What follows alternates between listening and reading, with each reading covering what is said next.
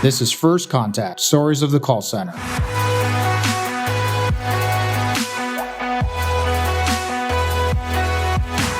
Brought to you by NobelBiz, your one-stop shop for all your contact center needs, both carrier and software.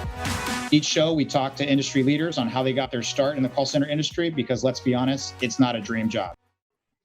All right, everybody, welcome to the show. We're really excited about our next guest. We're looking at trying to expand into what we're trying to do. And as we add in additional people that really have a lifetime's worth of experience, we found that this next guest is definitely really fitting the bill. So HDI's 2019 Lifetime Achievement Award honoree, Roy Atkinson, is one of the top influencers in the service and support industry. He blogs, his presentations, research, reports, white papers, keynotes, you name it, even webinars have gained him international reputation. And of course, his role as group principal analyst, as he acts as an in-house subject matter expert for HDI and ICMI, he brings years of experience to the community. And of course, what else? He holds a master's certificate in advanced management strategy from Tulane University's Freeman School of Business, and he's a certified HDI support center manager. So Roy, thanks so much for joining us. We're super excited to have you. How you doing? Good, Christian. Thanks for having me on the show. I appreciate it.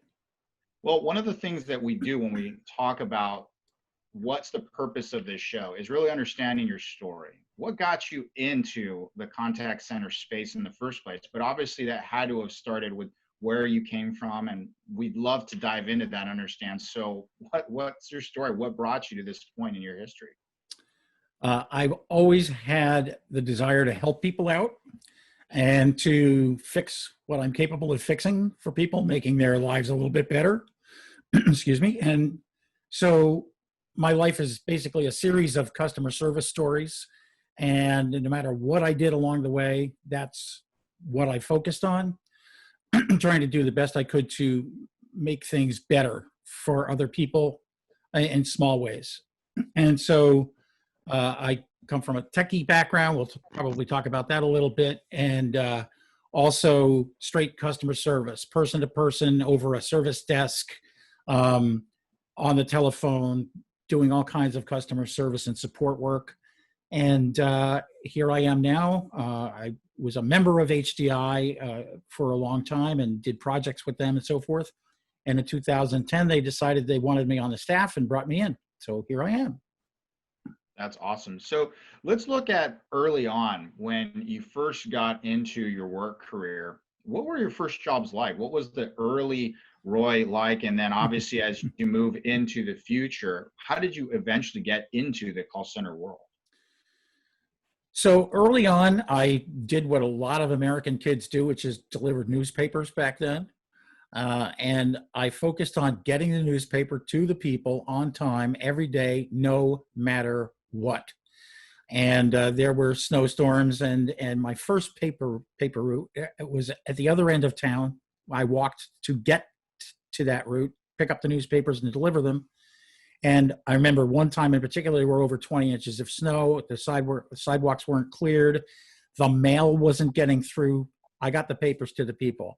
That's nice. just been my focus. Make sure it happened. They were paying for it. I delivered the service. And so then in high school, I took a job in what happened to be at the time the busiest supermarket in North America, second busiest supermarket in the world. I worked with some fabulous managers there who understood customer service and customer experience at the time. Those weren't talked about widely back then, but they understood it.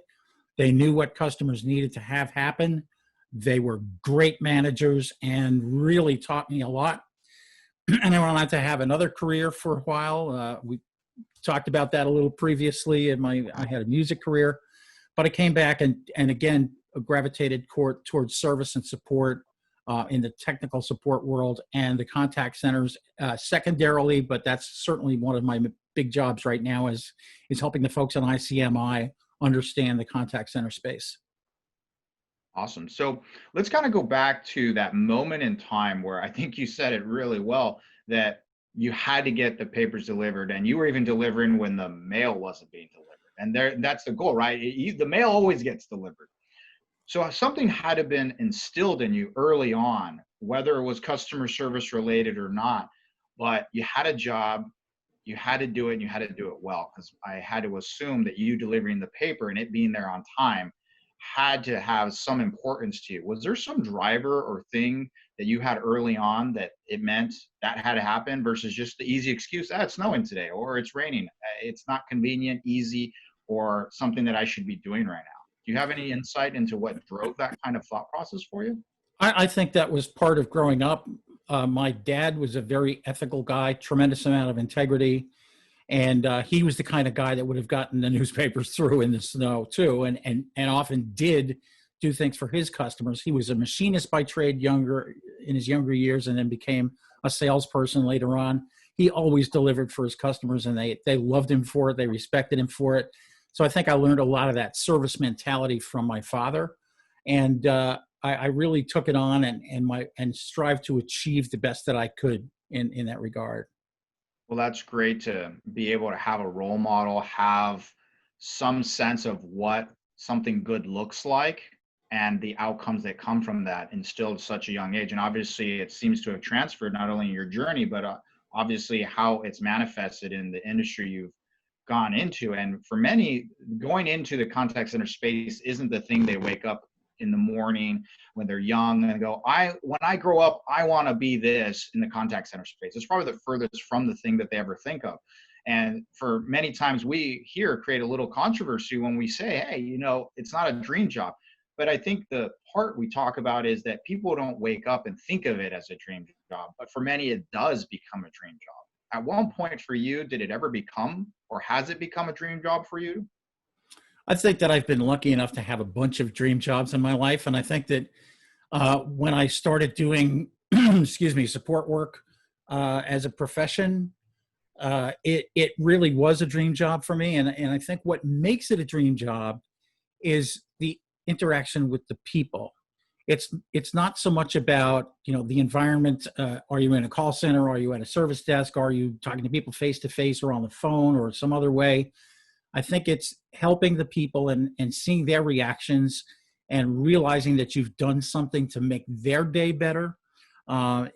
Even sometimes when you can't, if you can't, you can offer them some alternatives. And of course, we talk about that in best practices for call centers and all that type of thing. But I think it's the interactions with the people. And if there's the one thing I miss, especially now where I'm not going out to conferences and speaking anywhere, I really miss that interaction with people. But even in doing the work that I do miss the interactions of supporting people and helping them in their work. Yeah, and I think that's huge right now, right? In this pandemic, so many of us are used to that sense of community, that sense of personal interaction. And of course, nothing against Zoom and other video conferencing tools, but in the end, sometimes just our nature is to want to be around people. And many times when you can't do that, how do you still find ways to be able to service customers and care for them equally as well, if not better, in this day? So let's kind of step back a little bit to HDI. For those who don't know what HDI is, what is HDI? What does it do? What do you do there? Or what was it that you did there? So HDI is really the foundation of the entire technical support industry. The founder of HDI back in 1989, Ron Munz, was really the guy who created the concept of a help desk. There weren't help desks then. There was a phone that would ring in a data center, and the computer room somewhere. Somebody would pick it up and take notes, and then call in the technical services people from IBM or HP or somewhere else, and get it fixed. The concept of a help desk really was developed at HDI, and HDI continued to build on that and built a reputation, and have helped thousands and thousands of organizations with training, certifications.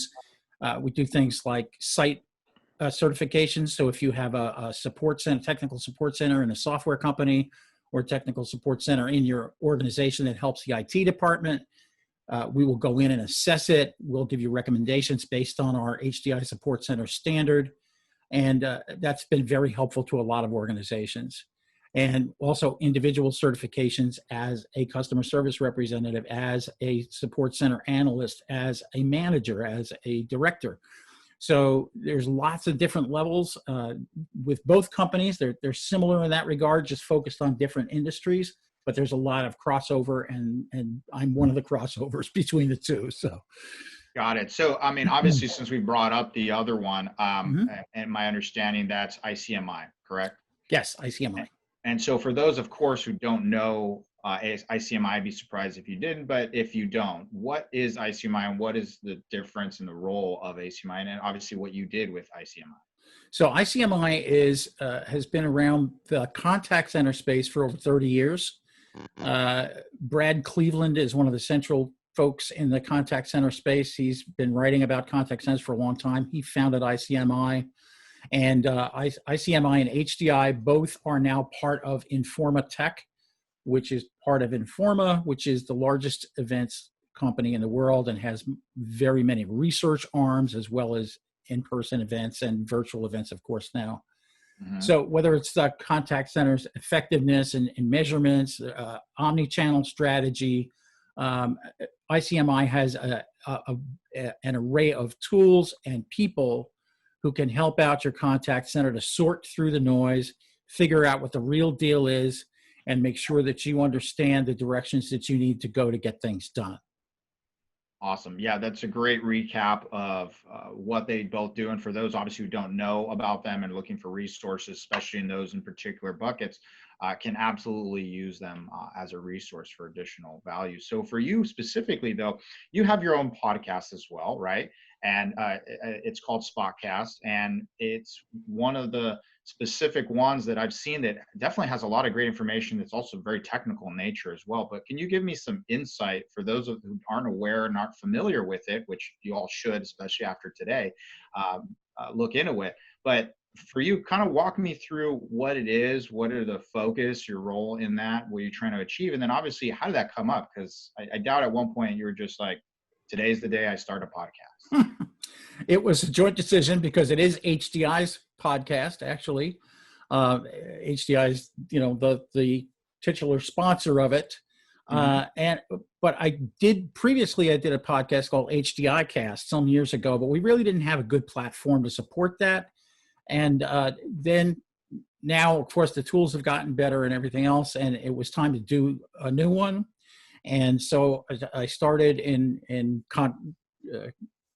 what's the word I'm looking for? A conversation with my boss to say, hey, let's do another podcast. Let's get this off the ground. And so what we try to do is feature folks that are important in the HDI community, whether they're speakers at our conferences or they're contributors to our battery of resources called Support World, whatever they happen to do. And we try to focus on various concepts in the world of support and service management, like systems thinking is the latest one I did with David Moskowitz, who's a total expert on that subject, like emotional IQ, EQ, Deborah Monroe speaking about that, whether we talk about DevOps and ITSM, IT service management, with Donna Knapp.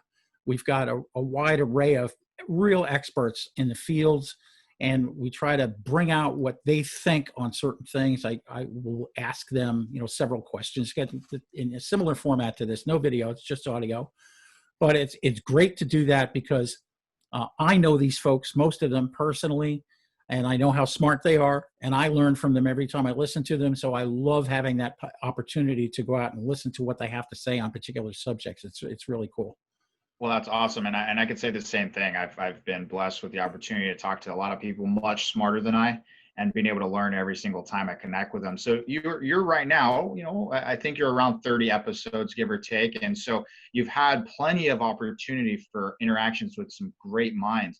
So does anything come to mind of a valuable piece that you think is like, oh man, this was a great insight, a great episode you had? And even then, being in the industry for so long and so much exposure, was there anything that came up that was surprising to you, or kind of just was like new that you hadn't really experienced or heard in that way? I can't think of anything off the top of my head that was really surprisingly new, but I loved how some of the guests talked about their responses to the questions I was asking. Charlie Araujo is the founder of the Institute for Digital Transformation. And I asked him, what's his definition of digital transformation? And surprisingly, I guess, I knew this, but a lot of people would not. He said, let's put digital aside. Basically what Charlie said, it's about transformation, not about the technology. It's about how you transform a business. How do you change the culture of the people working there? So digital transformation should have accent much more on the transformation than on the digital part of it. Technology is table stakes these days, right? You might get a little ahead of your competition and be able to serve your customers a little better because of the widget you have or the new app that you have or the new type of contact center technology. But ultimately, it's the people. And if you can reimagine how they work and use those digital tools to accomplish that, that's real digital transformation. So that was great to hear that from Charlie. Also, a lot of people don't put the concept of customer experience together with IT support, with their service desk. Ben Brennan, who's the founder of a company called QStack, and he's an inventor of a very specific metric called QStack, QSTAC, talked about his wife, who's a doctor, working in a hospital and having a terrible time with her IT support people and losing hours that she could be devoting to either learning more or treating patients because of this technical support problem that they couldn't resolve. So customer experience is important across the board. It doesn't matter what type of industry you're in or whether you sit in a service desk or a call center or a contact center that's dealing directly with retail customers, whatever it happens to be, the experience that they have is what's going to bring them back. It's what's going to strengthen your business or cause problems either internally with your employees who are going to leave if they're dissatisfied, or with your customers who are going to leave if they're dissatisfied. So focusing on that aspect of your work is totally important.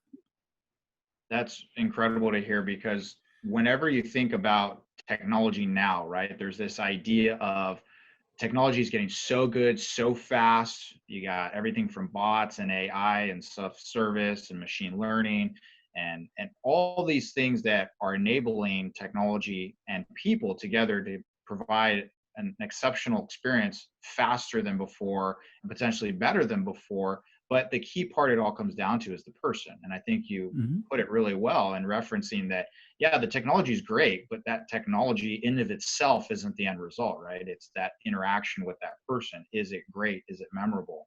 And to do so, many times there's still a person absolutely at the core of that interaction. So it's great to hear that piece of it. And so since you're really diving into a lot of pieces, everything from ICMI and HDI and the podcast with HDI and everything. So what are some current projects right now that you're working on, or some things that recently you'd say you're probably the most proud of? We're designing our research plans for 2020. We, like many other organizations, have had to make some rapid shifts. We had in-person conferences scheduled for both companies early in the year. Those have been shifted to virtual conferences. So scrambling to get that done and design it in such a way that we're not trying to imitate what would happen in person, because that's not going to work. You really need to present a virtual event that's going to be a good virtual event. So finding the right platform, doing all that. So that's been very important work. And I've been tried to help out in doing that and getting the speakers on board. And what we've done is created a series of panel discussions, which are terrific. I love doing these, where we'll have 3 folks from different organizations talking on a particular topic and interviewing them and getting their thoughts. Again, pulling the smarts from people, right? Sharing the smarts. It's so important to do that. Get those smart people around you. Listen to what they say. Steve Jobs said something like that very much. We don't hire smart people and tell them what to do. We hire smart people so they can tell us what to do. And so making those contacts happen is really good. So both companies are aligning research and projects that we're doing. We're working on a couple of trend reports right now and what's going on in the cloud space for the contact center and what some of the advantages are, especially in light of the fact that we have distributed workforces, lots of people working from home. How do you best do that? What are some of the technologies that can help you make sure that you're getting the best and making sure that the agent experience from a contact center is also good, because if your agent experience is good, it's much more likely that your customer experience is going to be good. So working on a lot of projects in that regard. Yeah, and I think that's a really, really important topic right now for a lot of people, especially considering those who made the decision to embrace cloud-based technology prior to the pandemic may have had a different experience, obviously, than those that hadn't. And we're kind of forced to make that transition. So the catalyst of the pandemic forcing change at a pace that people are absolutely not only not used to, but may not have been prepared for. I can just imagine what your conversations are in those spaces. But specifically, it's interesting you note that because so much of the content, information that was shared was in physical conferences and events, having to shift, as you mentioned, it's not cookie cutter. You don't just unplug in-person events and then somehow magically plug them into exact form in digital and then they're somehow successful. So you had mentioned obviously the right platform and being able to have panels. Was there anything that you found or are still looking at when you're trying to make these events virtual to be successful for people to actually not only attend, but to actually pay attention and participate in it versus sign up and maybe they never show up because they're busy? When they're at a conference, there's almost nothing else going on. They're there. They've already made that decision to check out of what they're doing. Have you seen anything that's helped or you're still looking to work towards to achieve that attention span while virtual? That's a great question. And actually, I've been looking at some sessions from other organizations. I'm a member of the National Speakers Association because I do a lot of public speaking, and the NSA has been running their virtual conference over a period of weeks, and they've been delivering it in bite-sized chunks. So one session on Tuesday, one session on Friday, one session on Thursday, so that you're not drinking from the fire hose, right? You're not getting overwhelmed with that information. Overly saturated too fast. That's key, is to break it up a little bit, spread it out a little bit more, do different kinds of sessions, make sure that there's some interactivity involved as much as you can. Just having me staring at the camera for an hour and quoting statistics isn't going to work very well. It might work in person because I tend to be a little humorous when I'm talking about stats and everything else, but it's really a different ballgame, and making sure that your speakers are set up for success as well, making sure that they have decent lighting so you can see their faces, making sure that they've got some camera presence, making sure that their background isn't crazy busy. You know, they're not sitting in front of a zigzag mural that makes your eyes go. That stuff is important. So it's tough to get that done, but if you're careful about it and thoughtful about it, you can make pretty good things happen in a virtual event. Well, I couldn't agree with more on the transition of shifting the requirement of the person that is speaking for their audio and the video and the lighting. It was always on a professional that was their job, right? They had to make sure that the mic was set up properly, all these things. But now when you're remote, you're sitting there having to walk someone through. Yeah, your mic works, it sounds good, your lighting's off, your background doesn't work.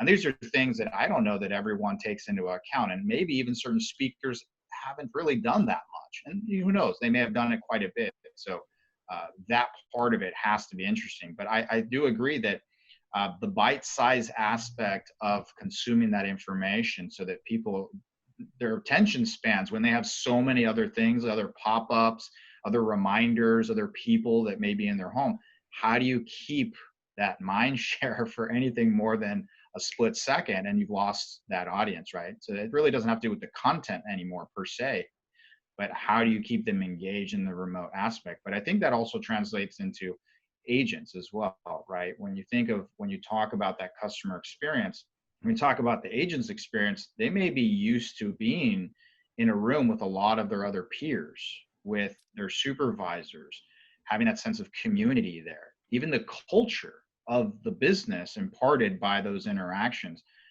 Have you seen anything in that space, being able to still empower that sense of taking care of the customer, a sense of community and the culture of the business, but still doing so remotely? Or that's still a big challenge for companies?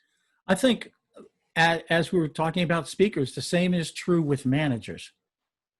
Managers have to learn how to engage their people through this medium, right? Being able to have video meetings. And I remember there was a webinar that HCI did with a gentleman named Brandon Cottle, who's managing several distributed teams.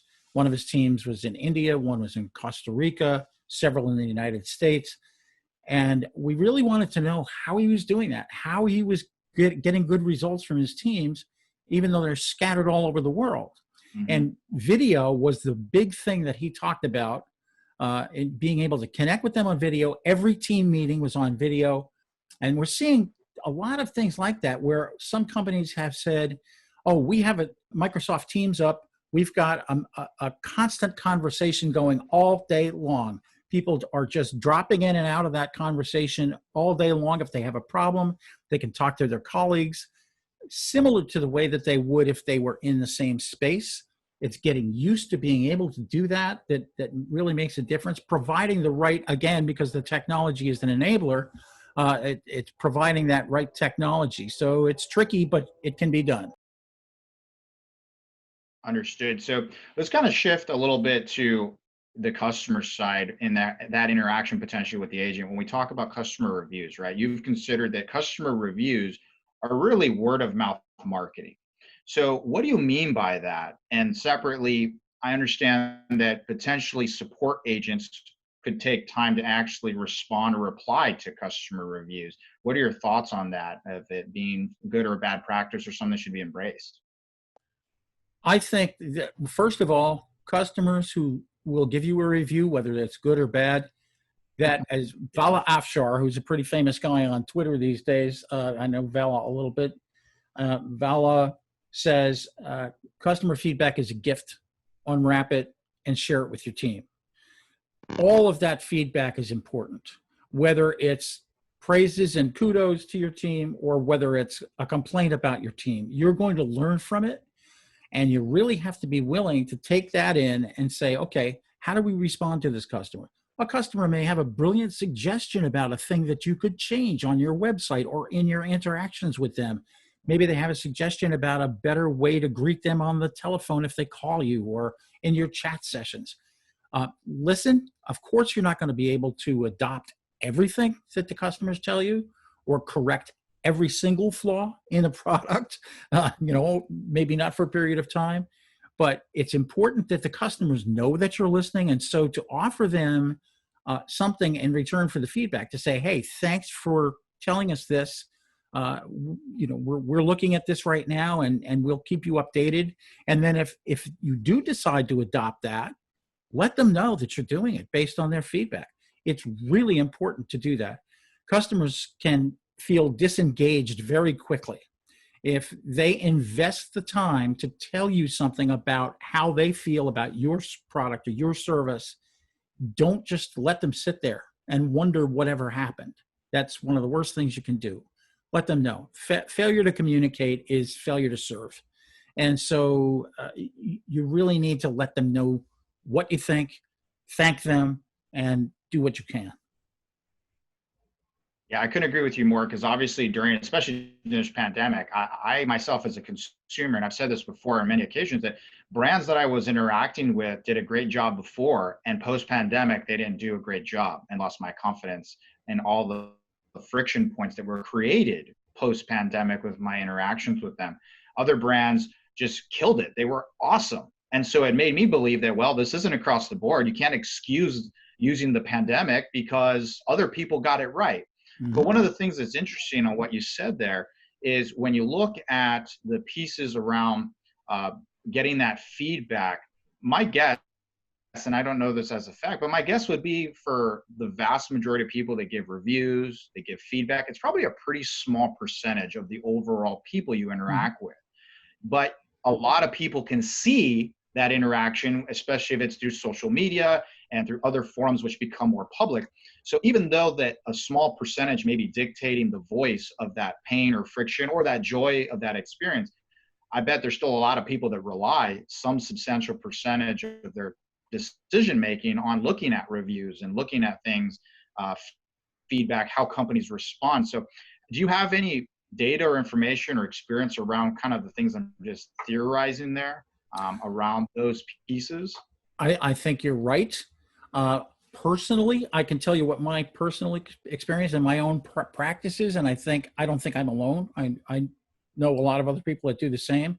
If I'm going to buy something from a large site, which can remain unnamed, that does customer reviews and posts those reviews with the product, if you look at not just the number of 5 stars versus 1 star, one of the things that I do is look at those 1-star reviews, and there might be 5 people saying exactly the same thing about the product. You say, oh, okay, there's a potential problem here because the package didn't arrive in one piece, or it was hard to put together, or it fell apart after a week. And those 5 people out of 500 said exactly the same thing. Well, there's a potential problem. So it's really important to look at that.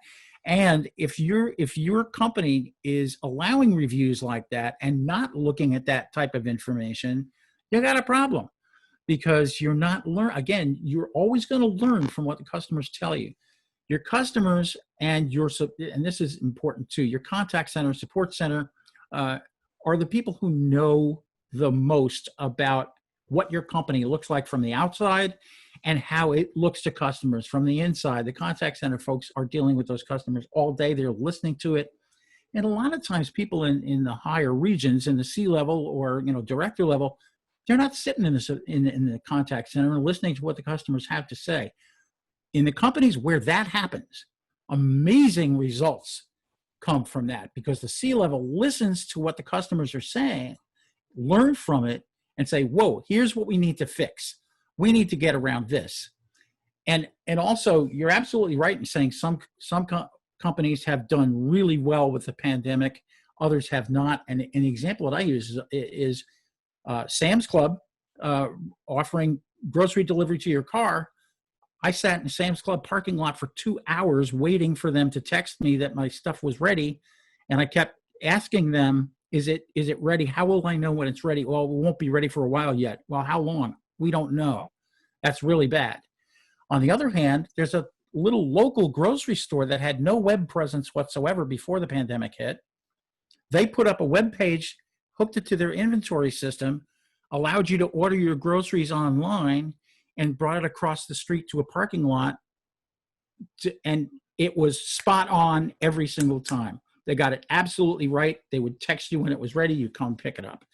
It was absolutely fabulous. So there's 2 sides of the same coin. One organization that really has a lot of resources and could have gotten it right that didn't get it right, and one organization that had no resources that figured it out and got it right. So pay attention.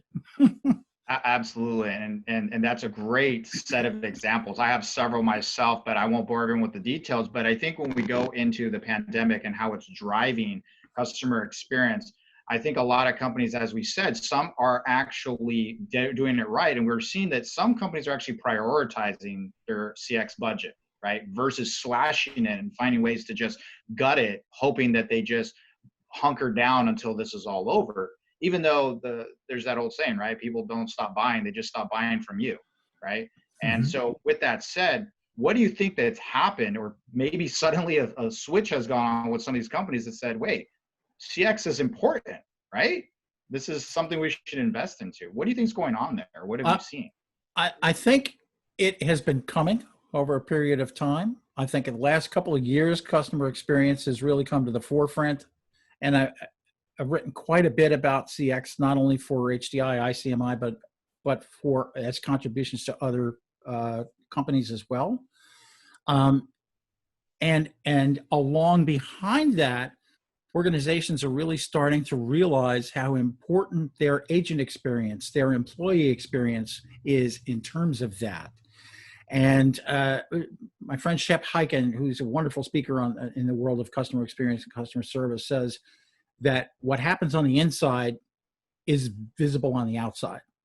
If your organization focuses on that employee experience and internal experience and focuses on the customer as an organization, the customers are going to feel that.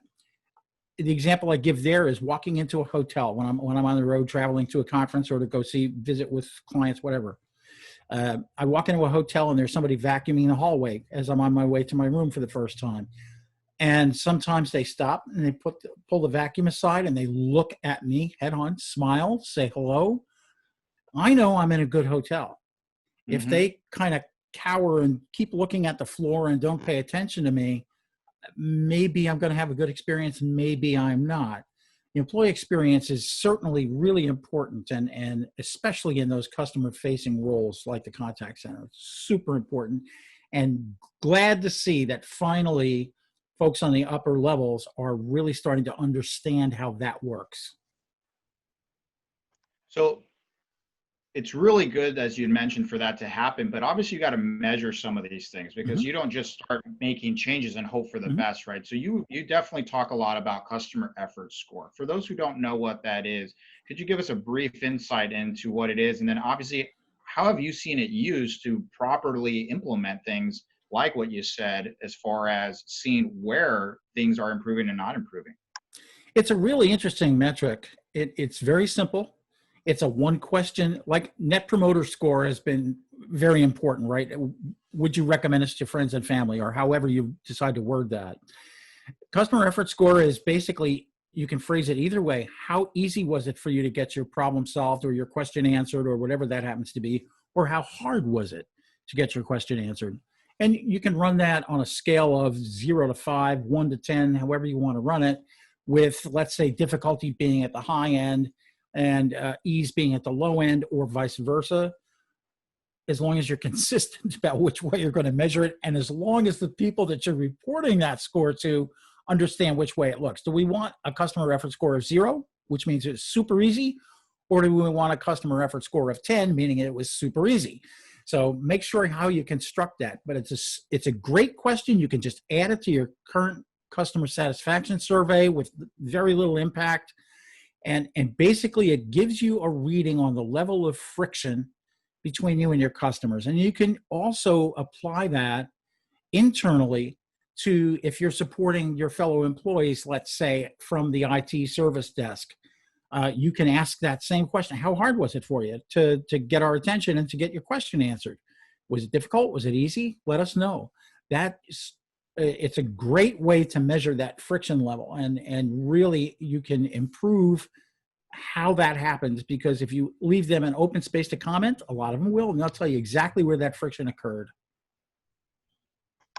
Which is great, because a lot of times you know that you're not scoring well, but you don't know where or why, right? And obviously you talk about that internal customer and the external customer. And obviously if your internal customer is not performing or is not happy, it can absolutely, as you mentioned, what's inside manifests on the outside. So obviously properly putting that score and keeping it consistent is going to allow for that. So the other thing that we talk about that's important, especially in maybe potentially smaller to medium centers that may not embrace this or use this a lot, let's talk about change management a little bit. You know, how does that work, and what's the importance of it? And, you know, does it add value, especially for maybe smaller or medium centers that may or may not have that implemented today? So there are a few different types of change management. It's important to understand the differences.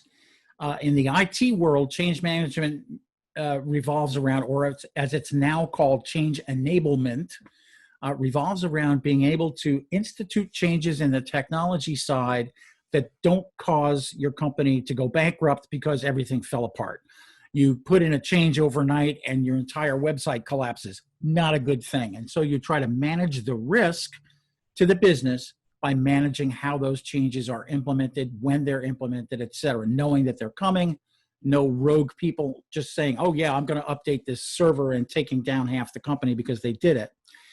There's also organizational change management, which is basically taking the people side of that and saying, okay, we're going to change how we do business here. Let's take an easy example. Let's take the example of, let's say, Microsoft Office, something almost everybody uses in one way or another. They went from the menu-driven system to the ribbon-driven system years ago. If people were not prepared for that, if they weren't educated about it, they were completely confused. And this is an exact quote from somebody who called up the IT service desk and said, yesterday, I knew how to do my job. Today, I don't. So you've got to prepare people. You have to communicate what's coming. You have to tell them why. You have to tell them what the benefits are for them as well as the benefits to the organization. It's all about communication to people and help guide them through the tough times that are invariably going to happen when there's disruption, when there's change. Any change will produce some difficulty somewhere along the line. Even if you wind up with the best product or best service in the world, you're going to cause some disruption. And so explaining what's happening and making sure that people have the resources, the skills, and an action plan. What's going to happen? I talk about having 5 things when it comes to change management. Vision, incentives, tell people why it's going to benefit them. What's in it for them? Yep. Resources, give them what they need to get through it. Skills, train them if they need training. And an action plan, let them know what's going to happen, when it's going to happen. And don't forget the why. That's the most important thing, right? Yeah, absolutely. Setting the right expectation, obviously letting them know how to get that buy-in so that it not only runs smoothly, but that you're able to actually implement whatever it is you're trying to change. Absolutely. So that's great. And so obviously one of the things that we've talked about change management, which obviously is how to enable that internal change and the changes to be able to drive the next level outcomes that you're looking for. We talked about customer effort, amount of friction, and where it can occur. But let's talk about a little bit of the communication of value to the, of customer experience, right? And, is it measurable? How do you measure that? How do you measure customer experience? What are you seeing in that area as far as being able to measure that? Well, there's lots of ways to measure it. First of all, ask. That's the most important way to measure anything, is to ask the customer. Second thing is, do the customers come back? That customer return, customer retention is extremely important. Lifetime value, if you want to look at that. How many times is the customer going to buy what they're buying now based on their experiences with your company? And also all the other metrics that we usually consider. Are you making your customers wait on the phone? Average handle time, wait time, speed to answer. All of those traditional call center metrics are super important in terms of how they impact your customer. But also ask them what's important to them. Sometimes you'll be surprised. Does it matter to you how long you wait on the phone if we can answer your question on the first try? Oh, well, unless it's a really, really long time, like 45 minutes, I'm okay with that. You might be surprised at what their answers might be. So adjust your metrics as you go based on the feedback that you're getting. And that feedback comes from multiple sources. The technology can give you lots of analytics. There's voice analytics, there's text analytics. You can see if your customers are actually happy or if they're not based on their responses to what you say and what you do. You can see what areas they're hitting on your website. Are they going to self-help? Do they bounce off your self-help in 2 seconds, or do they stick around for a while? There's lots of ways to measure. Well, that's all been some really great information. And when we talk about the pandemic and how it's affected businesses, we definitely want to always figure out how it's impacted you, right? So you specifically during this time in the pandemic, business level or personal level, outside of obviously not being able to go to events and shows, what kind of impacts have you seen in your personal life and your business life in regards to this? Well, I think I'm one of the lucky ones in regard that I've been working from home for a long time. A lot of our workers at HDI and ICMI are home-based, and the organization did send everybody home pretty quickly. So I'm used to having an office. I have a good office here with relatively little interruptions. And so that's been pretty simple for me. Not traveling is a bummer, as I said, not getting out there and dealing with people directly. And I do get Zoom fatigue, I have to say it, and I'll call it Zoom fatigue, even though it could be Teams fatigue, it could be, WebEx fatigue, whatever it happens to be. Video calls are tiring. They just are. And we have to realize that too, and not make too many demands on people, and realize if this person is on camera for 8 hours a day, wow, they're going to be exhausted by the end of it. So again, small pieces. It's really an adjustment from having a big thing to do versus having lots of small things to do. And interestingly enough, there's a school of IT thinking that says the same thing, and that's called DevOps. Make small incremental changes that have very little impact. Iterate, listen to the feedback, iterate, listen to the feedback, develop those information loops, and things are better.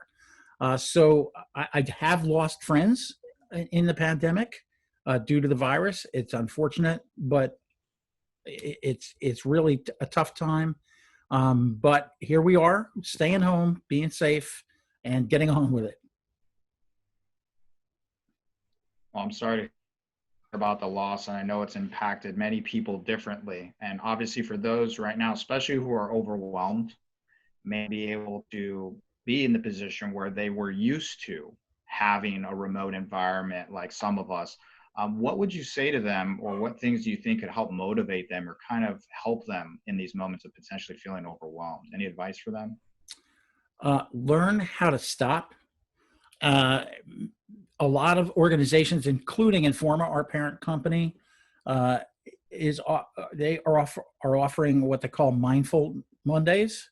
There's some meditation to start off the day. Maybe you can take part in that, but find yourself a practice of some sort that allows you to let go of the stress.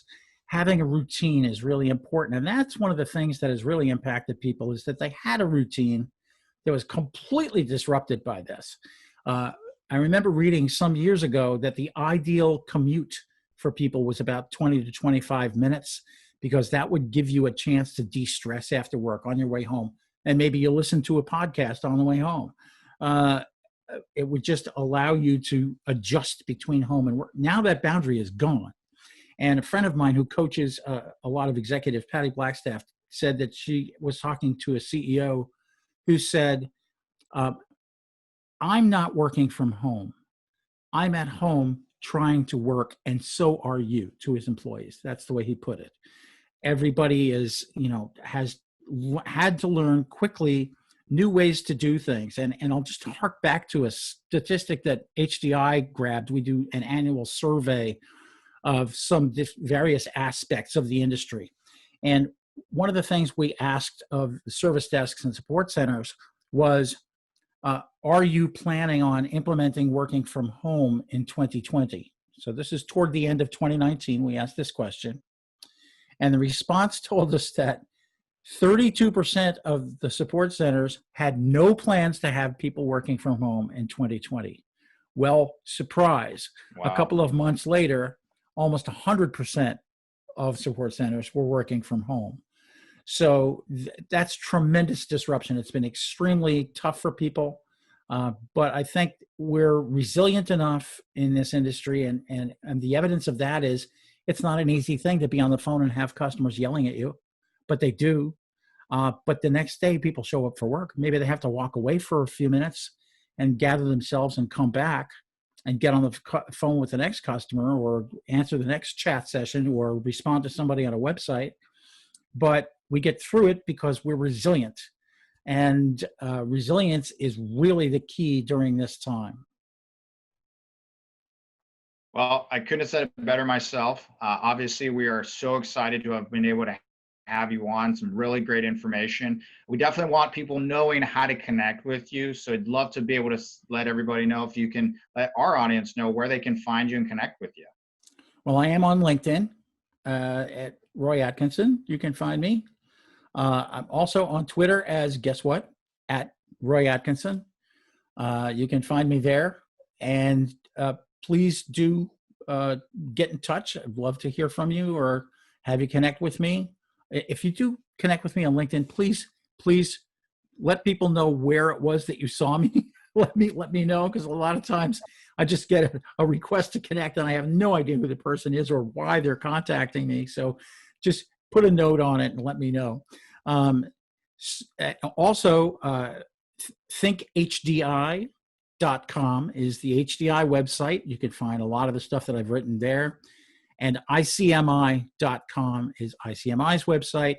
and there's tons of information. We have webinars, we have blog posts, we have research reports, all kinds of information on both of those sites. So come visit and learn.